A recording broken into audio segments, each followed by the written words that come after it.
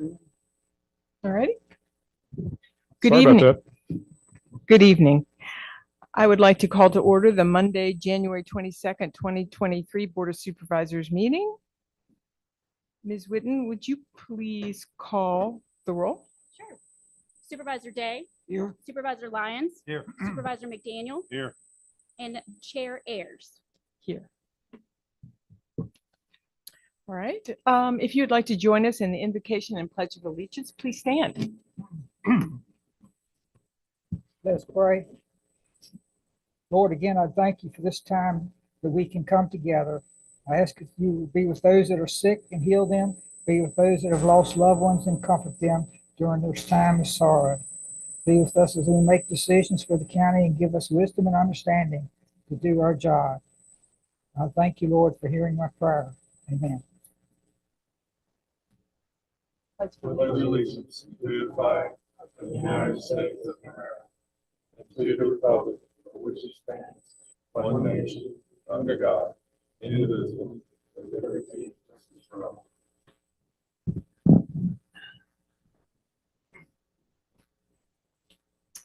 The board just completed a scheduled closed session. Excuse me. No action was taken after coming out of the closed session. We have another one scheduled just after completing business at the end of this evening. Announcements. We will hold citizens' comments near the beginning of the meeting. We will do our best to take citizen comment remotely. There are two options for citizens to offer comment. To join by telephone, you may dial one of the numbers listed on the county website. Webinar ID and password are there for your convenience. Citizens wishing to simply view the meeting live or after the fact can do so on the Rockbridge County Board of Supervisors YouTube channel, also available on the county website. If you wish to make a citizen comment as a Zoom meeting participant, you will use the raise your hand feature. You can press the raise hand button on the button of your Zoom window or press *9 if you're calling in by telephone. Are there any changes to the agenda? No, ma'am. Recognitions and presentations. I think I will. We've got one that you just hold off for just a little bit. Okay, we'll move on to the citizens' comments. We will now welcome citizen comments. Please note that those wishing to speak about items advertised for the public hearing can do so during that portion of the agenda scheduled to begin at 6. When your name is called, please address the board at the podium stating your first and last name and magisterial district. Please limit your comments to no more than 3 minutes. There's a timer on the table for your convenience. Is there anyone signed up to speak in person? Yes, ma'am. We have 3 persons signed up. Okay. The first is Francis Ruley. All right. Francis Ruley. Dan's gonna laugh because I'm here. I'm not gonna be long-winded, not gonna say, I said most of what I had to say to the same group last year. But one of the things I do want to say is take 1 minute. Would everybody that has been at Natural Bridge Speedway or here to support Natural Bridge Speedway, please stand up.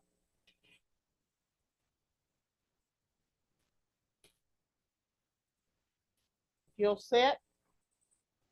Next, I told you you all were giving young people the opportunity to race in a controlled environment, not standing on the streets. Well, those young drivers that either drove rookie or pure stock that are in the room, please stand up. Ariana, up. We have 4 here. There were others, but I wanted you to have a visual as to what happened. Also, as you have seen in your report, there were some really big events. Those big events brought people into this county from states as far as Texas. When they came in this county, they stayed in our motels and hotels and ate in our restaurants. That was revenue besides the admission tax that the county received. I understand that there are concerns. Ms. Kidd has tried to address those concerns in a timely manner, given whatever the circumstance was that particular event. So we thank you for your support and understanding of the racetrack. It has been in operation full-time since 1968. Thank you. Ms. Rowley, will you please state your magisterial I'm district? sorry. No problem. I actually live in the city of Lexington, however, I own property in both South River and Buffalo. Thank you very much. Yes, we have a Torben Pedersen.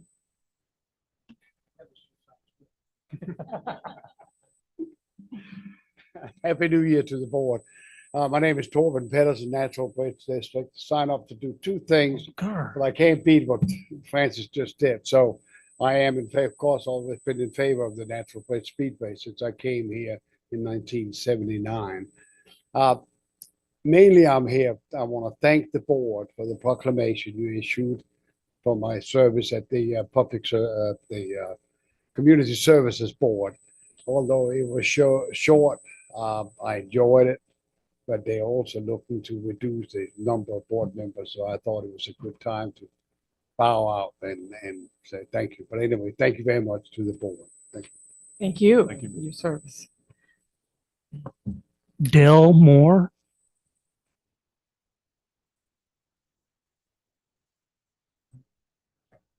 Mr. Moore? Dale Moore, Natural Bridge District.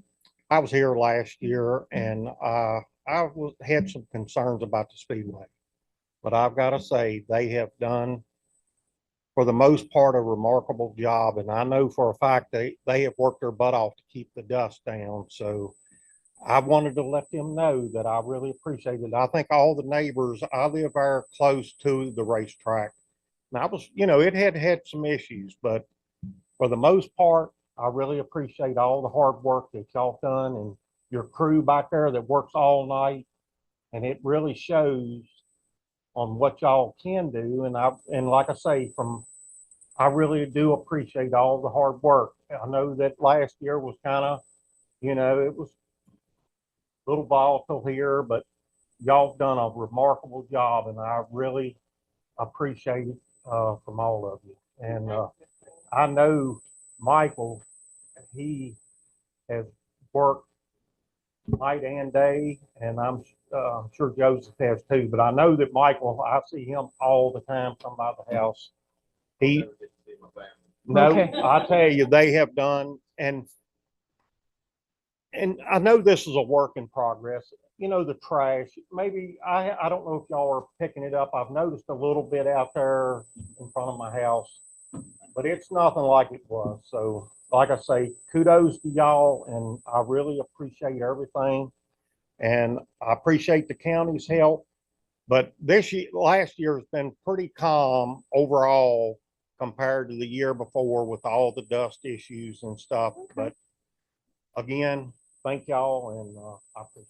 Thank you, Mr. Moore. That is all that signed up. Okay. Is there anyone online? Nobody has their hands raised. Is there anyone else that wishes to speak that didn't sign up? Yes, sir.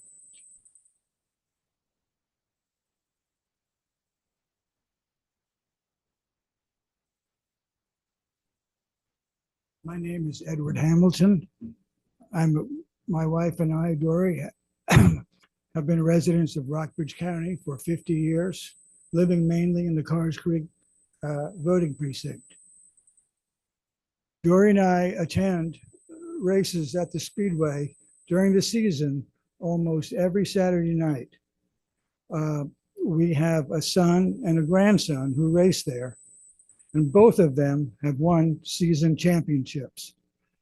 Last summer, I was walking toward the bleachers and met, coming my way, a young man who I took to be a Rockbridge County resident. We spoke for a few minutes, and he said, if this racetrack closes, we're not going to have anything to do on Saturday night. Now, I thought that was a pretty important statement to make, that for the hundreds of Rockbridge County residents who attend those races every week, if they were to lose the racetrack, that I thought would have a pretty major impact on their social life as well as their entertainment. So based on on that reason alone, I support the Natural Bridge Speedway, and I recommend that it remain open for operation. Thank you. Just a reminder that there is no public hearing. There's just a report on the Natural Bridge Speedway this evening. All righty. Approval of the December 5th, 2023, January 8th, 2024 minutes. 2 sets of minutes were included in the package for the board's review and adoption. Are there any questions or comments for either set of minutes? And if not, is there a motion? Madam Chair, would you mind breaking those up into 2 separate motions? Absolutely. Let's start with a motion for the December 5th, 2023 minutes. Move to approve. Okay. Do I have a second? I'll second. All right, Mr. Lewis, Yes. Mr. Day, Yes. Mr. McDaniel, Abstain. and I vote yes. The January 8th, 2024 minutes, do I have a motion to approve? So move. Second, Second. Mr. Lewis, Yes. Mr. McDaniel, Yes. Mr. Day, Yes. and I vote yes. Let's see. Let's go back. If you don't mind, let's go back to recognitions and presentations. Mr. Suter? Yes, I'd like to introduce, many of you know, our new Director of Tourism, who's no stranger to the county or many of us. Cheryl Wagner is a native of Lexington and has lived with the county all of her adult life. I think I saw her come in. You want to jump up for us? Thank you. She's lived in the county for all of her adult life, and she's with a BA in Business and Marketing from Randolph-Macon. She started her career in our local tourism office. So she started right here before moving on to serve many years as the Director of Tourism in the city of Stanton. Along the way, she earned a master's degree in tourism marketing from George Washington University and brings over 27 years of tourism marketing experience to us. And given the abbreviated board meeting schedule in December, we just had one meeting, and she just started mid-December, I think the 10th, I believe, 12th. And the busy organizational meeting at the beginning of this month. This is the first good opportunity we had to bring her before the board for an official introduction, although I'm sure many of you know Cheryl. I can tell you that I'm very excited for the impact that I'm certain she will have on us. So just wanted to present Cheryl to the board. Thank you very much. Thank you so much. Would you like to say? Oh, come right up. Say a few things. Let's put you on the spot. Yeah, so that was a great introduction. I started working when I was in high school at the Lexington Visitor Center. I was 17, and I worked at the Visitor Center as one of the travel counselors, and played basketball. And then when I went to college, I played basketball, and Coach Lyons would come and see me play. So that means a lot. We just had our reunion last weekend. Thomas and I went back to Richmond for our basketball reunion. So, and then again, I did do the college thing, and then I came back and started working for Jean again. I think I was her first employee as she became director. And we started the regional program. I think we had always worked with Rockbridge County, but we used to be a department of the city. But you know, what we realize is people don't see city and county lines when they're traveling. They don't know whether they're in the city of Lexington or Buena Vista or Rockbridge County. So it just makes sense for us to do this regionally. And so I pretty much after we started that program, I had the opportunity to go to Stanton. So had a lot of great experience there, but I am so happy to be home. We never did move from here. My husband works for Public Works in Lexington. So we love it here, and it's so easy to promote a place that you love. Thank you very much. Thank you. Thank you. All righty. Consideration of school appropriation resolution. Yes. We have an appropriation resolution for Fund 50. That's all new grants in the amount of $16,913. All righty. Are there any questions or comments? Make a motion to approve as presented. Okay, do I have a second? Second. Mr. McDaniel, Yes. Mr. Lyons, Yes. Mr. Day, Yes. and I vote yes. All right. Consideration of county appropriation resolution. The county is not requesting any additional appropriations at this time. The amount of the bills for the resolution for this period is $723,663.27. Gentlemen, are there any questions? Make a motion to approve as presented. Second. Mr. McDaniel, Yes. Mr. Lyons, Yes. Mr. Day, Yes. and I vote yes. Annual update from Natural Bridge Speedway.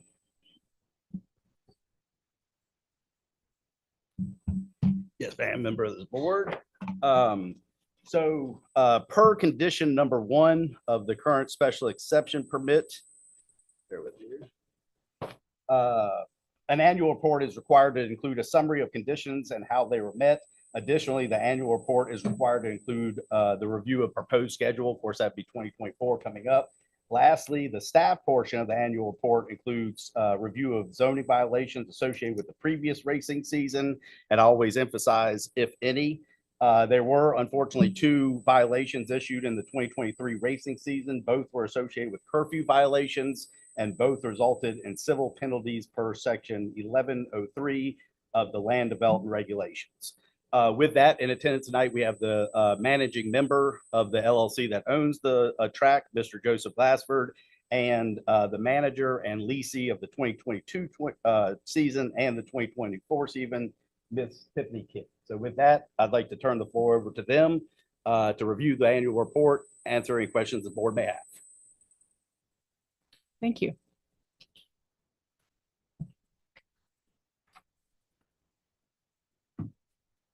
Tiffany Kidd, Rockbridge County. I live in the Collierstown area. So I submitted to the review to everybody. I'm sure that you've had a chance to go over that as well. But I'd also like to add a couple of things, and then I can answer any questions that you have.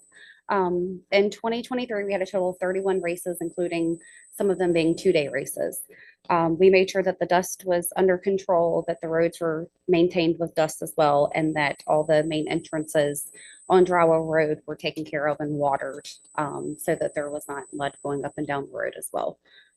We let multiple organizations do 50/50s and boot drives, including Natural Bridge, Fire Department, Glasgow Rescue, a young boy in the Buchanan area who had cancer.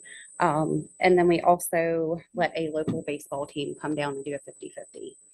We paid Glasgow Rescue Squad $100 per hour to be at all of our events.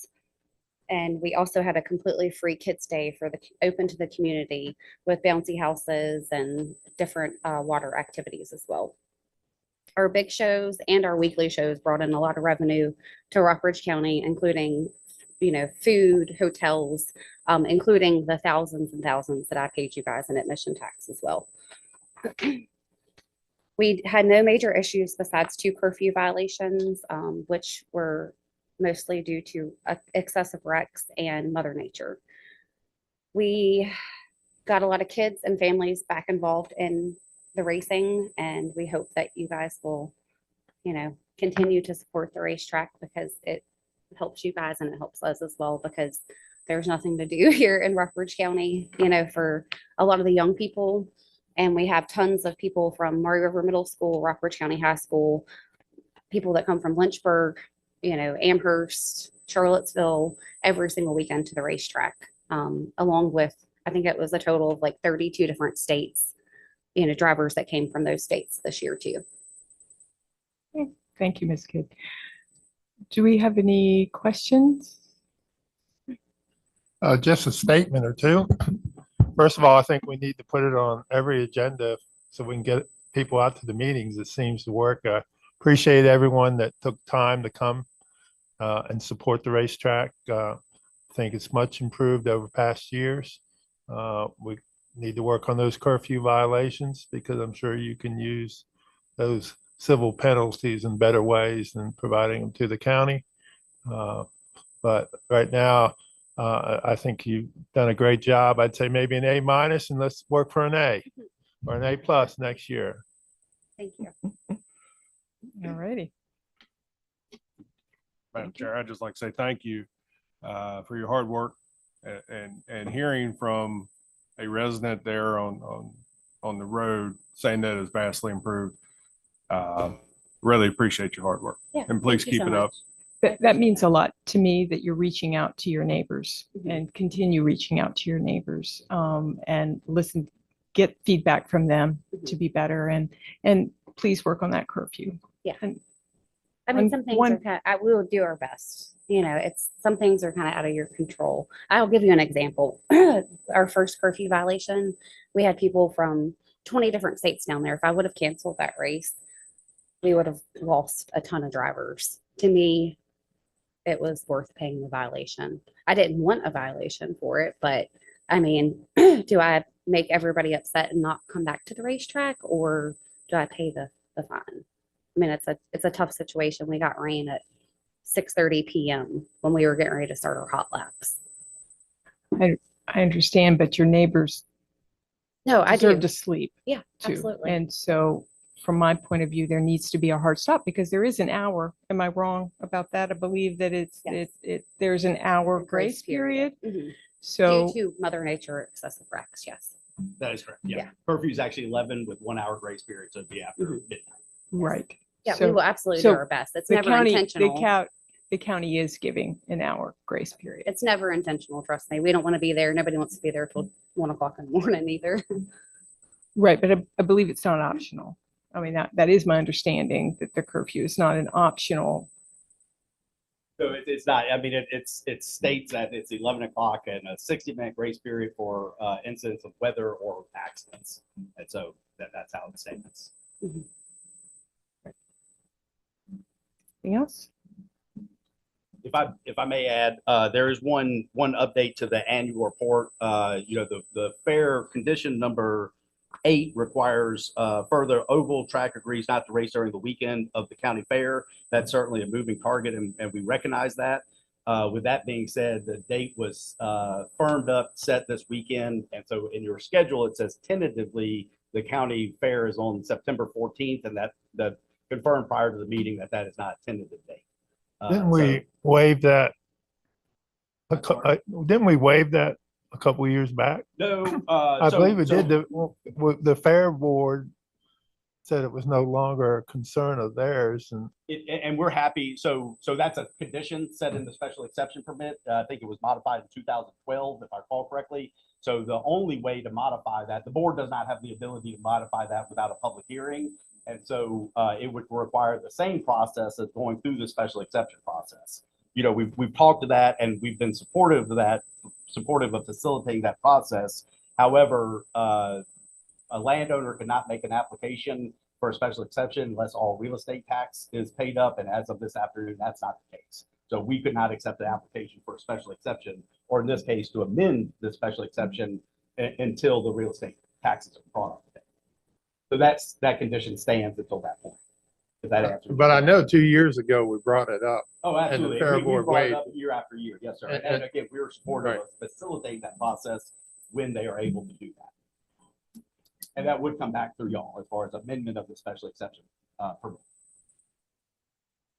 And I just also would like to echo our appreciation. I mean, really, for the last 3 landowners, at least, I've reached out to them individually and said, I hope y'all have the most successful season without a zoning violation. And then I say that, I hope that's true in 2024.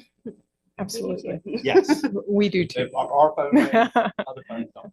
but- I was going to say something before this ended as well. I was going to say that as well. For several years, spent some time down there, and I would like to say that there's been a drastic improvement, and I would say especially in the dust. It's just thank you for working on the track. Whoever's doing it, thank you for working on the track, because that does generate some business for us when there's a cloud.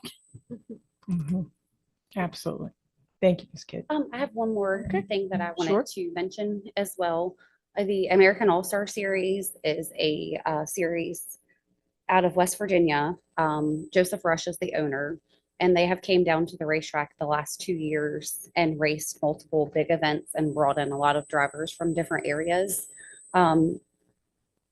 We raced on the 10th and 11th last year in 2023.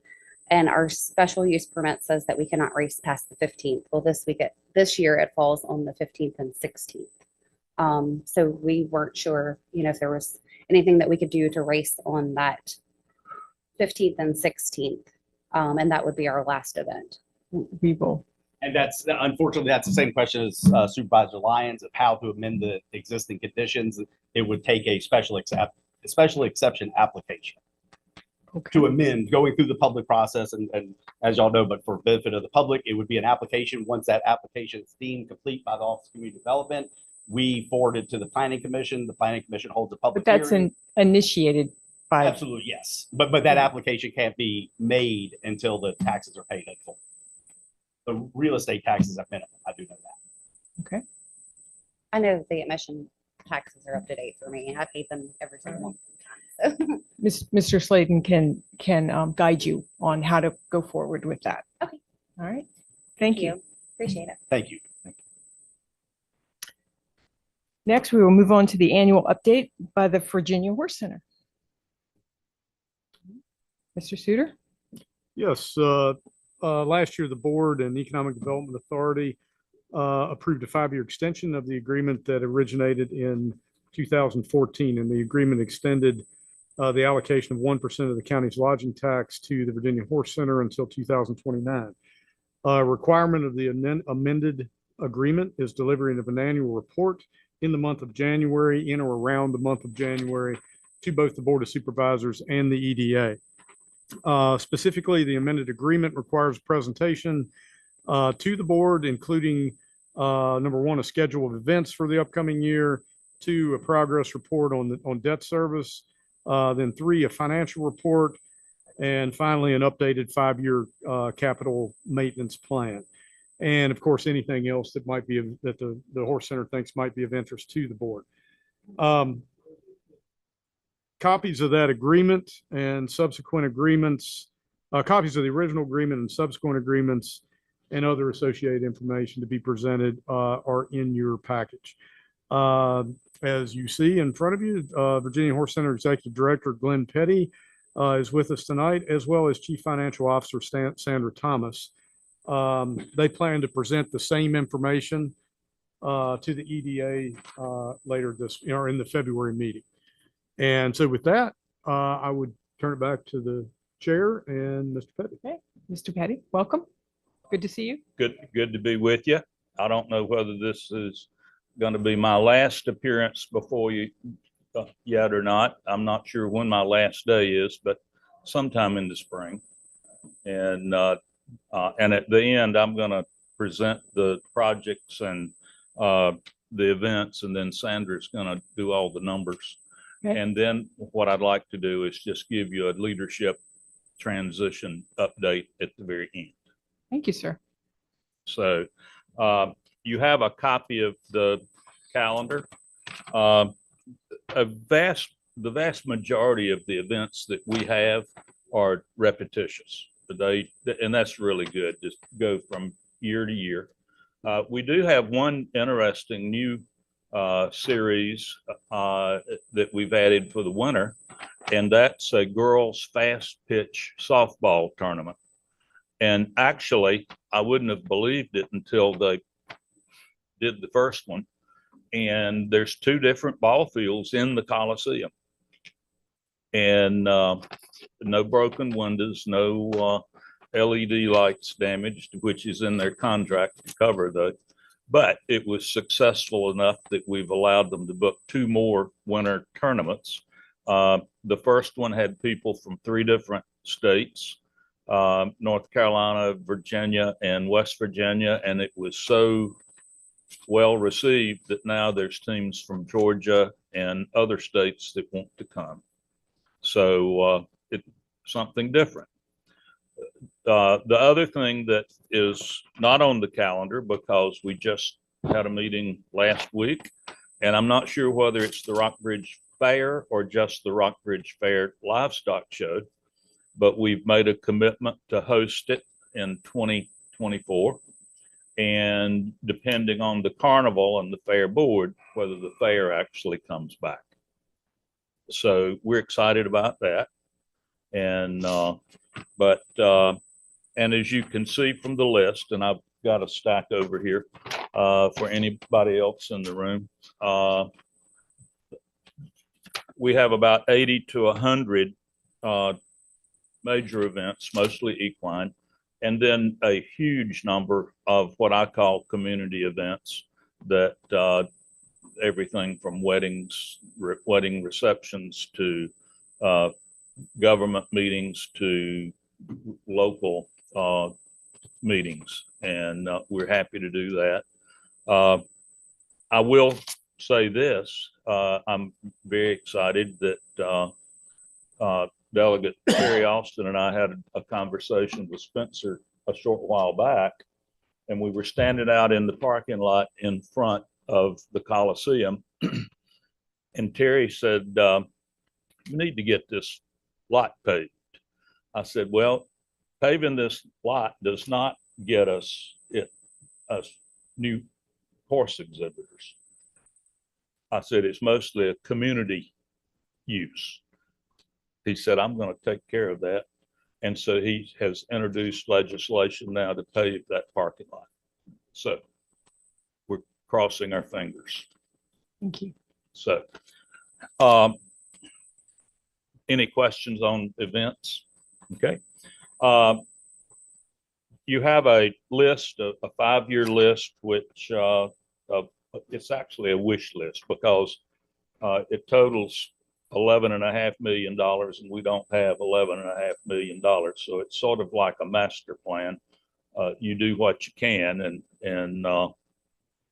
but our main emphasis right now is rubber stall mats in all the stalls. Our stall floors now, except for a few in the barns that were remodeled, was virtually concrete clay. I mean, but horses paw, and so there gets to be holes in the middle of the stalls. So we have in the past averaged about 200 stalls a winter that we have to go in with jackhammers, tillers, and then re-level it and a whacker packer, and it's very labor intensive. That's how it affects the horse center. As far as the exhibitors, the red clay and all is dirty. The state of the art and competitive facilities with us are putting in stall mats. So this is something between $800,000 and $1 million to do all the stalls. It's very labor intensive. You've got to dig out 4 inches of the clay and then replace it with 3 inches of rock dust, and then the mats go on top of that. And but once they're in, virtually no more maintenance. And the exhibitors like it because they don't have to worry about either the exhibitor or one of the horses turning an ankle, stepping in a hole in the stall that's covered up with shavings that you can't see. How many stalls are we talking about? 745. Oh. And they're $1,575 a stall. The second bid that we had was $2,500 per stall. So, but we're hoping by the end of March that every stall on the grounds will be done. We finished first phase now. And, but once we get through that, and we are able to do this with the historic horse racing funds, and we only do these projects when we have the money in hand. So are there any questions on the projects? Okay. Can you, I was going to have one. I'm not familiar with the historic, what funds again pays for that? The historic horse racing funds, the Virginia Horse Center, the vet school, Virginia Tech, Virginia Thoroughbred Association, and the Virginia Horse Industry Board. We get, and the governor put in the budget, which is 2 years, but we get 1/29th of 1/25th. It's a very small percentage of the 1/25 of historic 1%, I believe. of the slot machine handle and Colonial Downs handle. So I called our contact in Richmond whenever the governor's budget passed and we were in it. And I said, what's that mean? Said it means you're going to get I think 1/39th of 1% of $3.9 billion. No. So that equates out right now at present level of slot machines and horse racing handle to about 1.1 million per year. And there is also going to be an effort to codify that budget item for all four entities that it's helping now. But the guidelines that we have is that it is to be used for things that help to retain and attract new events. Okay, thank you. Okay. Sandra?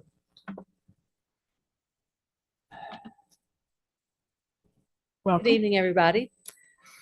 You have in front of you the normal financial package that you receive each month or periodically. We're halfway through the year, so this reflects operations for 6 months. We evaluate our operations by looking at the line that's called net operating margin. That's our operating revenues less our operating expenses before any philanthropy or before any grants. That operating margin has increased 30% year over year. That is partially that we had some more profitable shows, but it also is an indication that we had 2 shows, the eventing trials and the starter horse. The past we've just got net revenue, but we now are running those shows. So you're seeing gross revenue and gross expenses, but net that they've delivered $33,000 more profit with our owning them than when we were leasing the facility. We're ahead for the first half of the year, but our year is either made or broken in Q4. Our busiest horse show season is April, May, and June. So until that occurs, we really don't know what the year will look like. But right now, we look like we're in good shape. Any questions on the financials? Okay. The other thing that I want to cover is the debt service. You remember that we get occupancy tax to cover the USDA loan and the Cornerstone loan.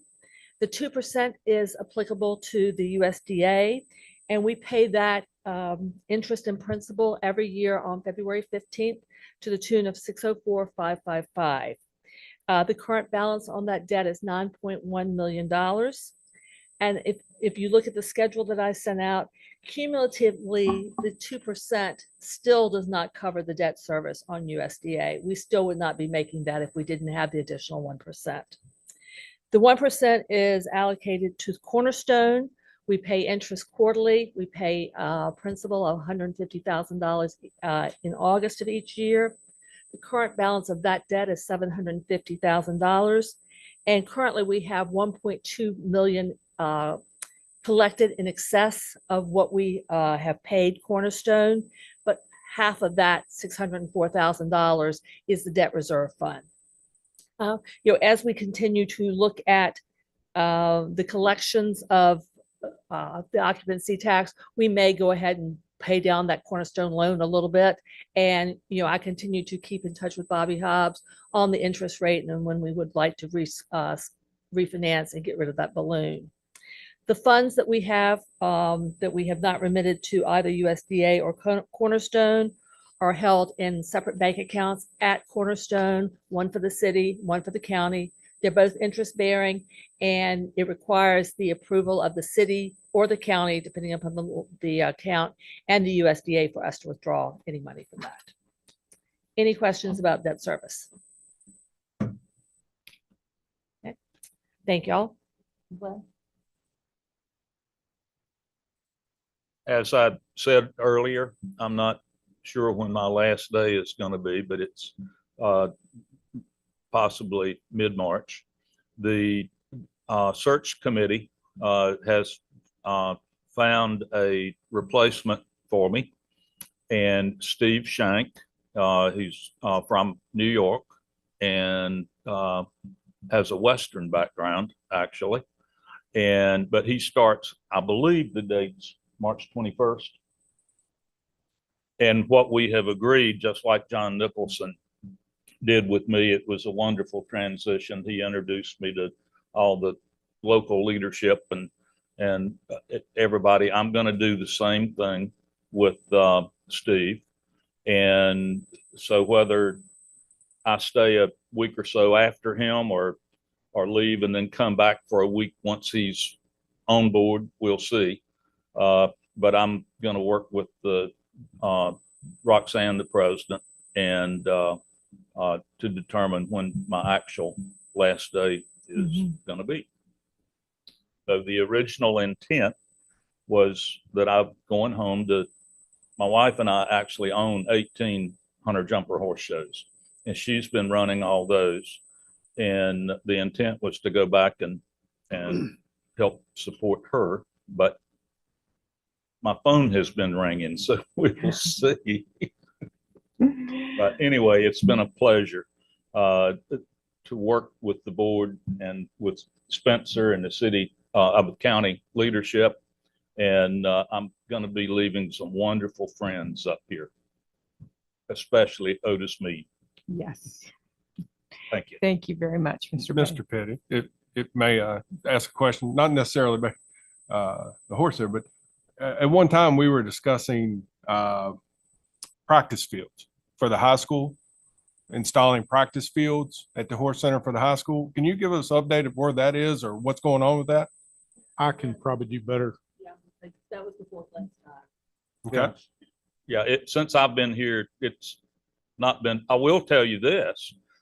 We have reached an agreement with the county school superintendent and his staff that we are going to be an evacuation center for like bomb threats or whatever. If get the students away from the school, bus them out, and they'll go in the Coliseum. And it actually works with 4,000 seats, and we've got radios that we can give out to the leaders, and that's going to be something that I hope we never have to use, but we're going to have in place how it would work if it did happen. So quick review of the fields out there. This is off Offen Drive, just up past the VDOT. Is it Rose Hill Farm? Oak Hill Farm. Rose Hill's out my way. Oak Hill Farm. So I'll be as brief as I can, but there was a citizen movement, a group of citizens that got together and said, if you find us a field space, we'll be able to raise the funds to do that. So it took a lot of effort, and since and we identified the space off Offen Lane that is where the old tractor pull is that's still utilized so far the past 2 years, maybe 3. South River Fire Department puts on a tractor pull there. It's right in the tractor pull area, just west or northwest of Offen Drive. And we actually paid for design to have the fields designed in there. There was enough room for 2 fields and parking and stormwater management.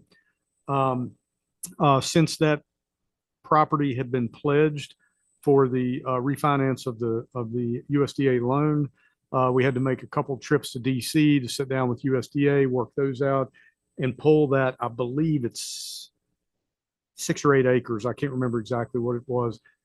And I think it was 8 acres that we pulled out of the collateral for that loan to be able to do that. So then the county got a 50-year lease, essentially a no-cost lease of that property. Of which, of the 6, 8 or the? Of the 6 or 8 acres right there for the area that was designed. And we also had to work in, so if we ever did the field, we would need to relocate a corner of right in one of the corners went through the cross-country, I guess steeplechase, I forget what you call it, but the cross-country course, it went through a corner. We were going to have to relocate that when we were doing the grading. That so far has never materialized. We are still We're probably 5 years into a 50-year lease of that space. The space is not designed or it's not intended for example, a large building or anything like that. It was just for the fields. And so at this point, we have the lease. If the money would materialize, we have a lease to build and a design to build 2 fields and parking and stormwater management. But, you know, It's $1 a year. Yeah. Or is it 50 years? I think it was $1 for 50 years.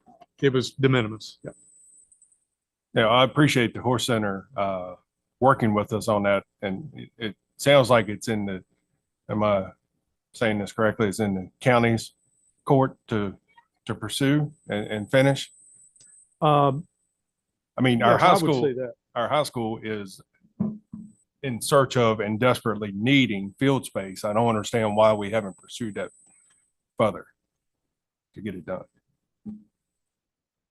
Well, back to my initial statement, this was developed on if we find the field space, there would be a citizen group that was going to raise the money.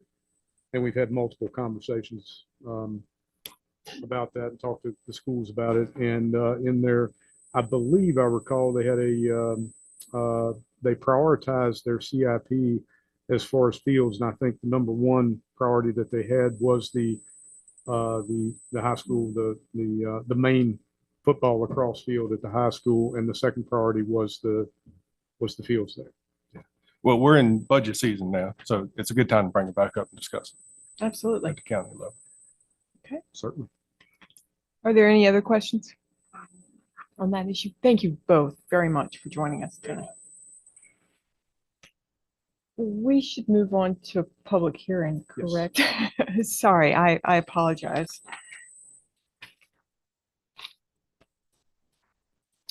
South River property lease to Donnell Clark.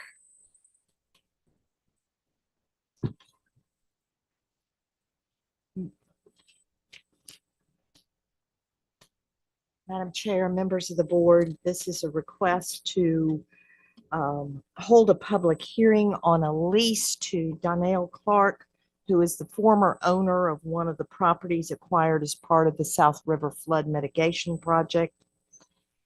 This is a 2.095 acre parcel. The lease would be for 5 years in accordance with the policy that the board has in place, and the annual rent would be $64.05. This represents a decrease from previous years due to adjustments in the assessed value and tax rate, which is set at the amount that the taxes would be if it were not tax exempt because of county ownership. You have a proposed ordinance included for your consideration following public hearing, and also included, I believe, is a tax map of the parcel and the proposed lease. And I'll be glad to answer any questions. All right. With that, I'll open the public hearing. Is there anyone to speak? No, ma'am. All righty. Anyone online? No, ma'am. Okay. We'll close the public hearing. Any board discussion on this issue or this lease? No, I'll entertain a motion. Move to approve? I'll second it. Okay. Mr. Lyons? Yes. Mr. Day? Yes. Mr. McDaniel? Yes. And the chair votes yes. Thank you. Righty. Back. Next up is the update from Dominion Energy. Mr. Suter? Yes, Mr. Sladen's going to help us with the AEV. Sarah Hackney with Dominion Energy has asked to give the board a general update on Dominion services and activities, and she's with us tonight.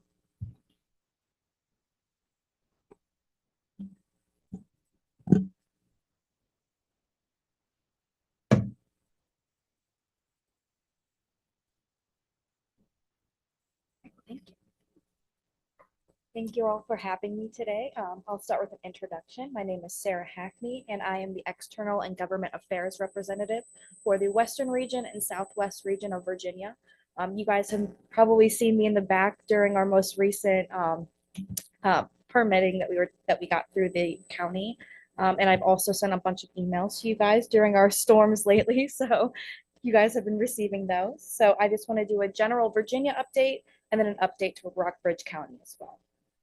So in Virginia, we have about 2.7 million customers with about 10,000 employees. We generate about, let me make sure I get this correct. Oops, pardon me. 20,400 megawatts of power, which is the equivalent of about 5 million homes. So we generate a substantially more amount of power than we do have customers in Virginia. We also have 65,000 miles of transmission and distribution lines in the state. So whenever I first started with Dominion, I remember, I think it was my third day, and I was driving on Route 250 through Churchville, and my supervisor pointed and she said, "Those are your transmission lines." And I really didn't know, much about the energy industry at all. I grew up in Northeast Ohio. So whenever you think of power and energy, you think of natural gas. So that's what I grew up thinking. And then I went to WVU. Sorry for any Virginia Tech graduates. And whenever in West Virginia, it's all coal. So whenever I started working for Dominion, I didn't really know a lot about generation of power. And I realize now that location and generation is not mutually exclusive. You can have a lot of different kinds of generation in one spot. So in Virginia, we have multiple sources of generation. We have what are called baseload units. So those are easily dispatchable. They have access 24 hours a day, 7 days a week. They're running all the time. An example would be nuclear or coal power plants. We also have peaker units. So a natural gas power plant would be an example of that, but they could also be a baseload unit as well. They are easily dispatchable, but they really only run whenever we need that heightened energy. So there's a really hot day or a really cold day, we can run a peaker unit to try to keep prices down and to make sure we don't have any blackouts. We also have renewable units. So that's going to be your solar, your wind, your hydro units. And those are not easily and instantaneously dispatchable. They're dispatchable whenever that resource is available, but they also help back up as well. And then we have purchased power. So we have what's called PJM. It is the interconnection for the region. I like to call it the Costco of power. We can purchase power from PJM.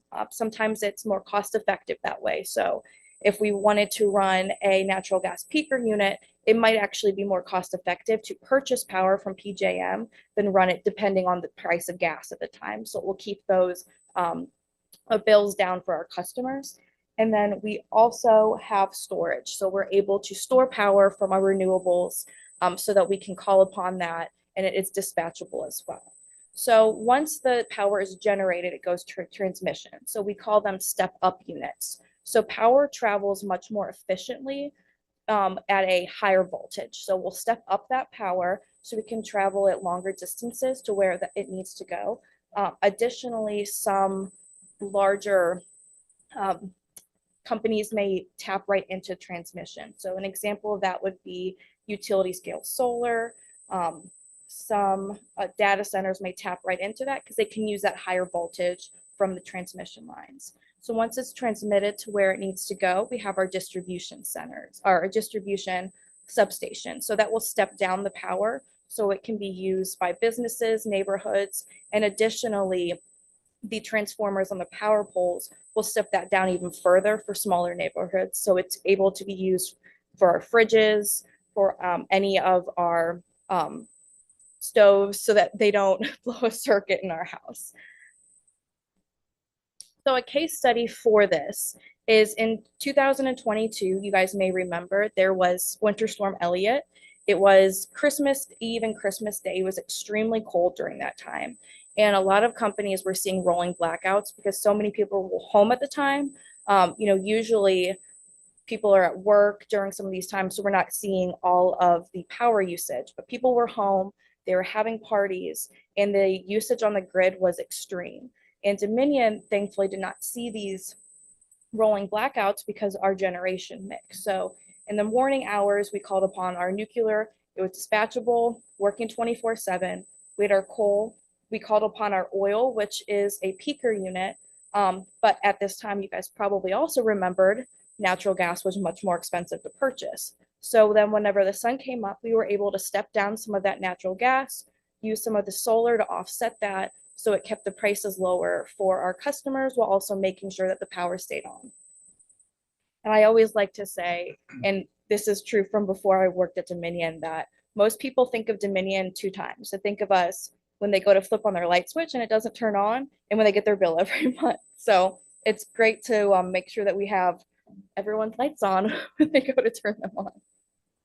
So we have our commitment to reliability. We have a 10-year initiative to design and prepare for the future grid that we are expecting. So with upcoming of data centers in Northern Virginia, there's a lot, we anticipate a lot more need on the grid. So with that, we have smart meters. So smart meters are being put on homes.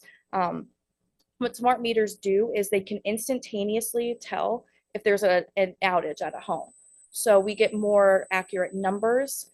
We can see exactly where it's localized so that they're able to assign crews to locations faster and get power put on faster for our customers.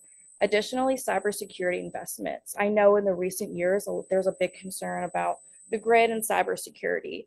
Our company has invested a lot in cybersecurity. We have a team that is there 24 hours a day, 7 days a week. They run simulations to test what could potentially be threats. They're always tracking threats. They track internally and externally. They track threats.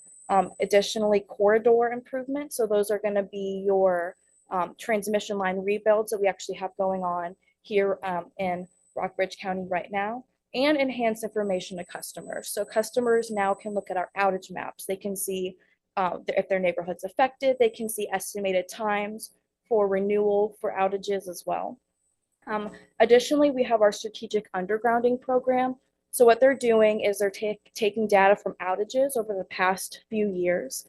They can see which lines are more outage prone due to falling limbs, due to storms, if the wind is knocking down lines or if the ice is not bringing out lines more frequently.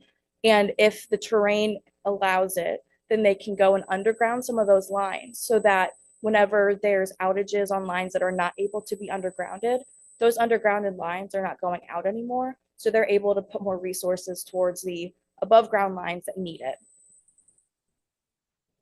My favorite part of my position is giving back to our communities. We have our charitable foundation that has given over $9 million to nonprofits in 2022. I don't think we have the final numbers for last year. We also in Rockbridge County gave to Concerned Citizens of Glasgow, Inc. Let me make sure I have the correct initiative. Their energy efficiency lighting initiative. They asked us to help support, and we were able to do that for them. We also have supported multiple organizations with their energy share, so bill assistance in the region, which is a great resource. And if you guys need any more, I have questions about that you would like to share with those in the community, I'm happy to expand upon that. We also have commitment to education, so scholarships, scholarships, line work training, apprenticeships in the area. So we always give grants to universities and such as well. So in Rockbridge County, we have a little over 6,000 customers with 9 employees living in Rockbridge County. We've paid about $1.4 million in property taxes in 2022. I don't have the final numbers for 2023. And in bill assistance with our energy share program, we've given a little over $44,000 to residents to help them pay their bills. That's paying their bills, offsetting some costs for them as well. And then finally, Dominion Energy has our Balcony Falls to Skimmer transmission project currently going on. So we were here in July and in November seeking some special exception permits. It goes through Rockbridge, Amherst, and Bedford County. It's a 115 kilovolt line that is 14 miles through them. So in July, we received our special exception permit for rebuilding the structures in a A2 zone, I believe. We have 4 replacement structures that we're replacing the H frames into weathered steel monopoles and 1 additional structure as well. And then in November, we received the special exception for the landing zone. It was 3 separate special exceptions, but for that landing zone. We are on time for that right now. Phase 1 has been completed and restored, and phase 2 should begin in about March of 2024 and should go through about September of 2024. So we are on track for that. And that one is about 5.4 miles. So overall, we are just always committed to providing safe, reliable, affordable, and increasingly clean energy to our communities. We love being in our communities that we're in, and we would always like to support them in any way possible. So if you guys ever need anything from me, or you guys ever are hearing anything from your constituents and you have concerns, please feel free to reach out to me. My information is up there, and I can give you guys a business card as well. But if you guys have any questions, I'm happy to answer them. Ms. Hackney, thank you so much. Gentlemen? Couple questions. How many hydro plants or facilities do you have? I believe Bath County is our only one at the moment. Yes. And how do you store your energy? So the battery storage is usually battery storage that we're going to store it.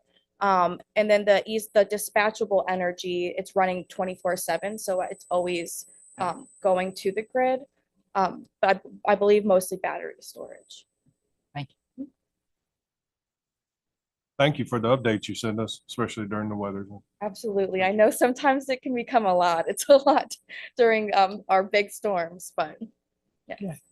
Ms. Hackney, I would like a business card. Sure. Sure. Gentlemen, you could leave them with Mr. Spencer, but thank you so much for joining us today. Thank you, guys. Consideration of ratification of rabies clinic for the South River Volunteer Fire Department. Yes, as you remember from, I guess it was November that you approved the last one for a rabies clinic at Rafine Volunteer Fire Department. And you might note your board report initially had Rafine in there. It should be South River in this board report. We just had a quick recycle of that board report. This one slipped through the cracks. It was just last week that Chief Ramsey became aware of the South River Fire Department scheduling one for this past Saturday. Obviously, the board had not pre-approved, but we made the administrative decision not to ask them to cancel the event over this technicality. I did make Supervisor Day aware prior to this, as it was his district and he was very supportive. So we're bringing this to you in hopes of ratifying the rabies clinic. It was held on Saturday for the record. And Chief Ramsey is reminding, again, fire department and rescue squad agencies to give us plenty of notice in the future. Are there any questions, comments? I would only ask, do we know how many animals were vaccinated? I did not get that number. I did verify that it was held. It was what? It was held. I verified that before coming. Does that mean a lot? I can't answer the question. I just hope so. Yeah, we hope so. All righty. No? If not, is there a motion? So Mr. Day, is there a second? Second. Mr. Lyons, Mr. Day? Yes. Mr. Lyons? Yes. Mr. McDaniel? Yes. And I vote yes. Moving on, consideration of the contract for Mura Solid Waste and Recycling Collection Center construction. Mr. Harrison?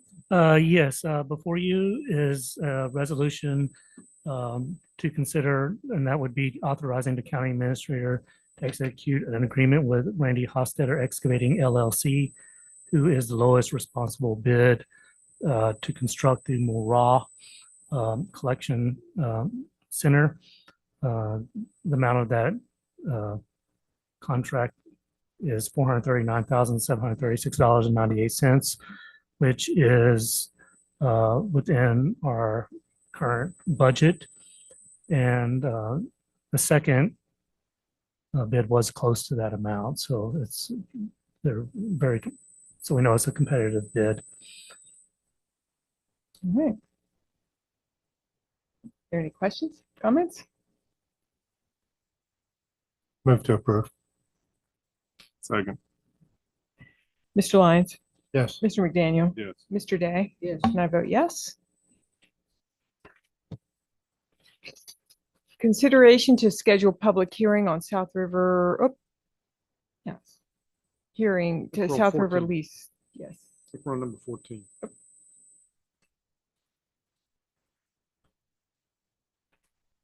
Nope, No, sorry. there are two this is to make the public hearing for the other lease, My correct? apologies. Consideration to schedule public hearing on the South River lease to Betty Bryant. Ms. Huffman. This item is like the one you just held a public hearing on. The property is formerly owned by Holman and Betty Bryant. They have leased the property back from the county after demolition of the structures. The current lease expires on February 29th, 2024, and Ms. Bryant has expressed an interest in continuing to lease the parcels for another 5 years with reductions in the assessed value. The annual rent would be $12.20. The new term would be March 1, 2024 through February 28, 2029. And Ms. Bryant was in today to pay the rent and sign her lease subject to board approval. Disposition of property requires a public hearing. Therefore, this request is to set the public hearing for February 12th. Okay. Questions, comments? Do I have a motion? Make a motion, we set it for February 12th. All right, Mr. Day, do I have a second? Second. Mr. Day, Yes. Mr. McDaniel, Yes.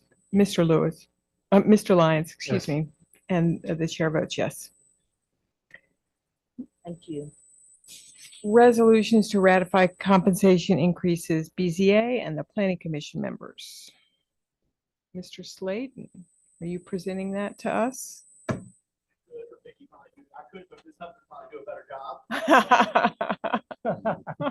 Wow. As he sits down. It was a joint effort. Last year's budget process, I believe, included the money to increase pay for the members of the Planning Commission and the Board of Zoning Appeals. Those payments started, went from $50 per member per meeting to $100 per member per meeting. And they started July 1, the beginning of this fiscal year. However, the board had not actually acted on changing the compensation authorized by code for either of those bodies. So you have a proposed resolution for each public body included with your package materials to increase the compensation for the members to $100 per regular meeting attended, and for mileage reimbursement for travel to and from meetings and site visits at the IRS rates in effect at the time. Two separate resolutions, one for each body, and you can take action together. Just being aware that it is two separate actions. Good. All right, gentlemen, any questions, comments? So this is nothing new. It's just we didn't act appropriately after we approved the budget increase. That's correct. Right. I'll make a motion to approve both of the resolutions as presented. Second. All right. Mr. McDaniel, Yes. Mr. Lyons, Yes. Mr. Day, Yes. and I vote yes. Thank you. Thank you. Next, we'll move on to appointments. Planning Commission. John Watkins' term expires 1/28/24. One application has been received from the Walkers Creek Magisterial District. The applicant is Thomas Beebe. Is there a motion to appoint Mr. Beebe to the Planning Commission? So move. I'll second. Mr. McDaniel? Yes. Mr. Day? Yes. Mr. Lyons? Yes. And I vote yes. Melissa Hennett, TCO, right? Yeah. Um, That is correct. The composition of the TCO includes one member of representing the planning Oh, commission. excuse That's me. her I role. was- Yes, ma'am. Yes. So the TCO, Melissa Hennis, term expires 2/12/24. Is there a motion to reappoint Ms. Hennis to the TCO? Second. Mr. McDaniel? Yes. Mr. Lyons? Yes. Mr. Day? And I vote yes. Community Services Board, consideration of replacement for Bruce Siegler, term expires 12/31/23. There have not been any applications received to fill the positions for Mr. Siegler or Mr. Pedersen. These items will be added to the next agenda. In addition, I've asked Ms. Witten to advertise these two vacancies on the county website.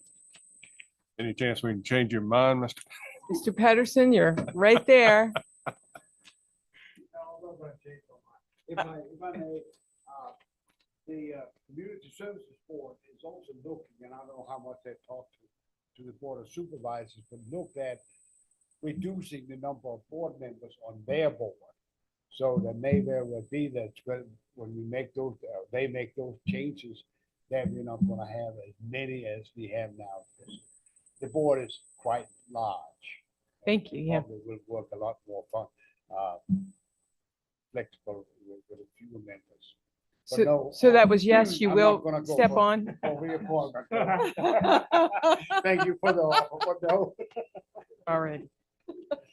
So we'll put both of those items, appointees for next time.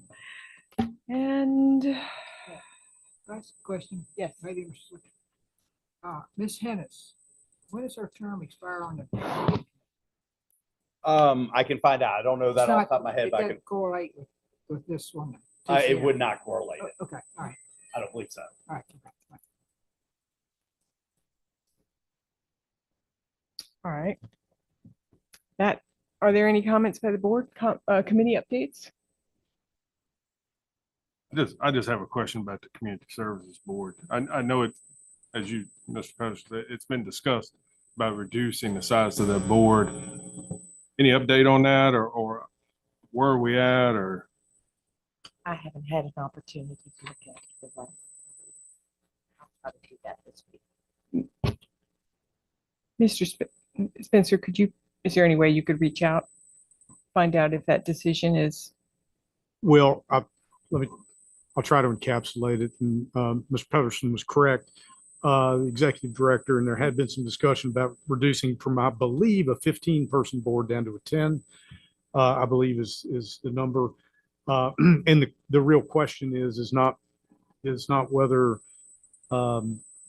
it's to see whether or not we can reduce the board down to 10 or the number that they would like to reduce it to, and still meet the criteria required under the code that forms those boards. So in other words, you have percentages of certain percentage of the board has to be made up of certain folks. For example, folks who either receive services or their family receives services. And there's some things that Ms. Huffman was talking about. She just wants to make sure that we're not creating a problem if you reduce the number and then not being able to meet those percentages. Is that? I think we're just asking, when can we expect to know that information?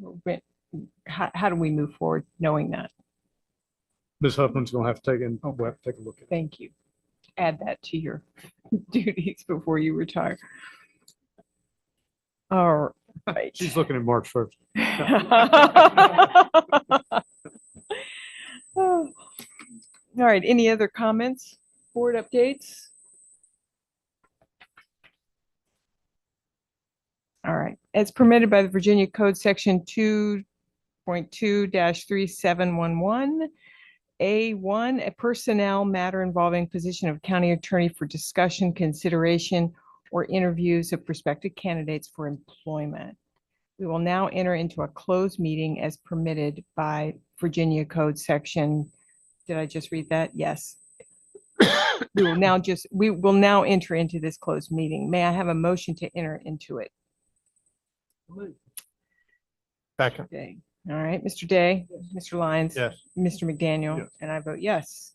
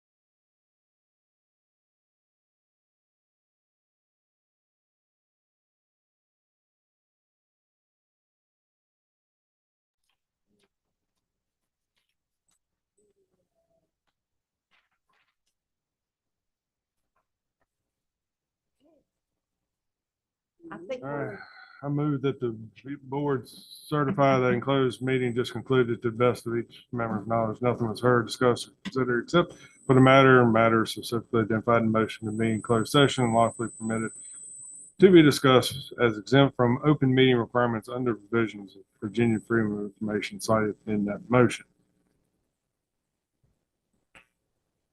Have a second. Second. Yes. Mr. Lyons. Yes. Mr. Gay. Yes. Well, here's Spencer right there. Aye. Spencer, we can talk to his contract, sweating a little bit. Yeah. Would you like a motion to adjourn? Yes, I would love a motion to adjourn. So moved. Thank you. Second. Mr. Daniel. Yes. Mr. Lyons. Yes. Mr. Gay. Yes. And I vote yes. Thank you. Mr.